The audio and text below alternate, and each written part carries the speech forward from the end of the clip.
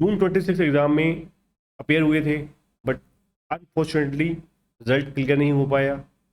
ठीक है, तो अब किस तरीके से दोबारा स्टडी स्टार्ट करें। ठीक है, तो सबसे पहले तो कहना चाहूँगा कि आप निराश मत होइए। ठीक है, खास करके जिन बच्चों ने पहली अटैम्प्ट दी है, ठीक है, या दूसरी अटैम्प्ट दी है, ठीक है, उन बच्चों को स्पेशली कहना चाहूँगा कि आप जो मैं पॉइंट्स बोलने वाला हूँ उसको अच्छे से नोट डाउन कीजिए, और अपनी जो भी आपने नोटबुक बना रखी है जहाँ पर इंपॉर्टेंट पॉइंट्स नोट करते हो, तो वहाँ पर ये पॉइंट जरूर लिख लेना हाईलाइट करके। ठीक है, उसको बिल्कुल इस तरीके से लिखना कि बार बार वो चीज़ें आपकी निगाह में रहनी चाहिए।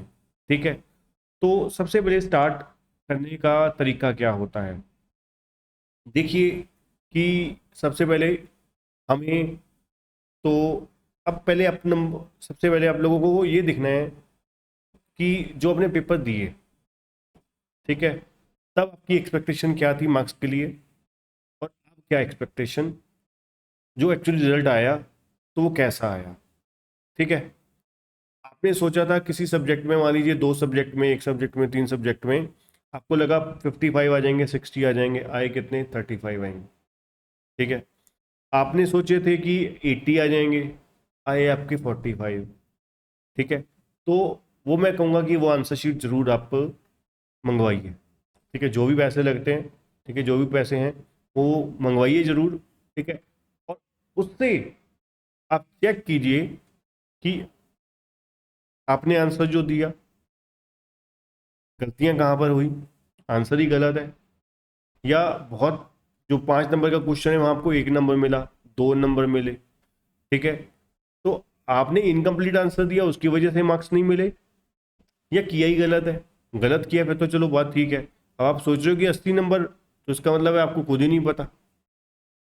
तो पहले नंबर पे आंसर शीट मंगवाने के बाद आप देखिए कि आपने एक्सपेक्टेशन ही गलत लगाई है, जजमेंट ही बिल्कुल रॉन्ग थी, तो फिर तो बात ही खत्म हो गई। ठीक है, अगर आप, जो बहुत रेयर केसेस में ऐसा होता है, अगर आपने कोई, यहाँ पर तो सीधी सी बात है, प्रोफेशनल कोर्सेज में आपको कॉन्फिडेंट होना पड़ता है। ठीक है ना, हमारे को क्वेश्चन देखते सही पता लग जाता था कि भाई ये क्वेश्चन का आंसर क्या रहने वाला है। ठीक है, और 101% घर पे भी पता होता था कि ठीक है, अगर इंस्टीट्यूट के क्वेश्चंस में से आया है, ठीक है, ये पास्ट के क्वेश्चन में से आया है, तो ओके होगा बिल्कुल। पता भी होता था कि इतनावा क्वेश्चन है, 15वां क्वेश्चन के करीब है, ठीक है, लास्ट 10 क्वेश्चन में है, तो क्लियर होता था वो। ठीक है, तो आप लोगों को भी ये चीज़ें जरूर होनी चाहिए क्लियर।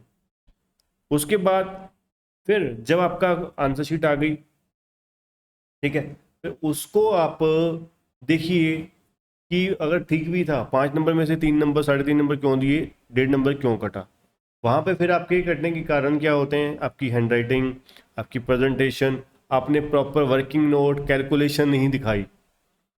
ठीक है, ज़्यादातर बच्चे ये मिस्टेक्स कर जाते हैं। ठीक है, 5 नंबर का सम है, सम तो कर दिया, अब उसकी वर्किंग नहीं दिखाई। मान लीजिए कंसाइनमेंट का क्वेश्चन कर रहे हो, वहाँ आपने अपने 5 जनरल एंट्री तो दिखा दी, कंसाइनमेंट अकाउंट दिखा दिया, जॉइंट वेंचर अकाउंट दिखा दिया, बट इन्वेंट्री कोई गुड्स एंड कंसाइनमेंट की वैल्यू निकालनी थी, या क्लोजिंग स्टॉक की निकालनी थी, ठीक है, या नॉर्मल लॉस की वैल्यू निकालनी थी, वो कोई वर्किंग नोट दिखाया ही नहीं, या उसकी रेफरेंस ही नहीं दी, एड्रेस ही नहीं किया उसे, तो उस केस में आपके मार्क्स कटते हैं।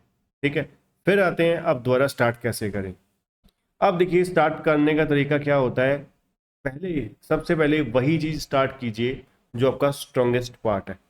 जी हाँ, आप सोचोगे उल्टा कह रहे हैं सर, जो वीक पार्ट है वो नहीं स्टार्ट करना चाहिए, उसको लगेगा टाइम, उसको लगेगा टाइम। अभी पड़े हैं 4 महीने, तो 4 महीने में फटाफट वो चीज़ें कीजिए सबसे पहले नंबर पे जो अर्ली स्टेज में हो सकती हैं, क्विकेस्ट वे में हो सकती हैं।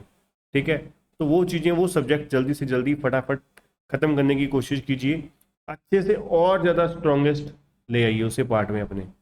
ठीक है, फिर आता है जो आपका वीक पार्ट था, उसको रेगुलरली चलने दीजिए।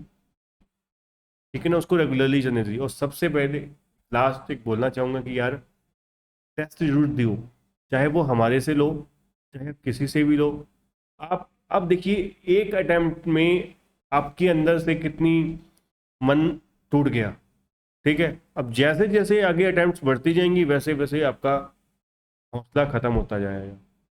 ठीक है, तो करियर के ऊपर कोई चीज़ नहीं होती, तो इसलिए हमने इस चीज़ को देखते हुए पहले हमारी टेस्ट सीरीज की जो कॉस्ट होती थी बहुत पर सब्जेक्ट की 5000 होती थी, वो हम अब हमने कम करके सिर्फ 1000 कर दी है। उसके पीछे क्या है, अगर आप चैप्टर वाइज लेना चाहते हैं, जितने चैप्टर है हर चैप्टर का एक एक अलग से टेस्ट होगा, उसके लिए आपको 2500 पे करना होगा। ठीक है, उसके लिए आपको 2500 पे करना होगा। अगर आप 8 यूनिट टेस्ट होंगे, वो भी बहुत होते हैं, सफिशिएंट होते हैं, तो उसके लिए सिर्फ 1000 रुपीज़ पर सब्जेक्ट है। ठीक है, 1000 रुपीज़ पर सब्जेक्ट है। और टैक्सेशन का जो है वो आपका 1500 है, क्योंकि उसमें 2 सब्जेक्ट आ जाते हैं, D T I D T को छोड़कर बाकी सभी सब्जेक्ट सी एम इंटर के जो टेस्ट सीरीज है वो 1000 रुपीज़ पर सब्जेक्ट है। और हर सब्जेक्ट के 8 यूनिट वाइज टेस्ट होंगे और एक फुल सिलेबस टेस्ट होगा 1000 रुपीज़ में सिर्फ। ठीक है जी, तो डिस्क्रिप्शन में कॉन्टैक्ट नंबर दिया गया होगा, उससे आप टेस्ट सीरीज की ज्वाइनिंग कर सकते हैं। ठीक है, और अगर क्लासेस बाय करना चाहते हैं उसके लिए भी 9499 प्राइस है क्लासेस का, ग्रुप 1 का या 2 का। उसमें आपको 1000 रुपीज़ फ्लैट डिस्काउंट मिल रहा है इस समय। ठीक है, डिस्क्रिप्शन में आपको कूपन कोड भी मिल जाएगा, वहाँ से आप क्लासेस बाय कर सकते हैं और कूपन कोड भी अप्लाई कर सकते हैं। ठीक है, चैनल को सब्सक्राइब भी कीजिएगा और बेल आइकन दबाना मत भूलिएगा।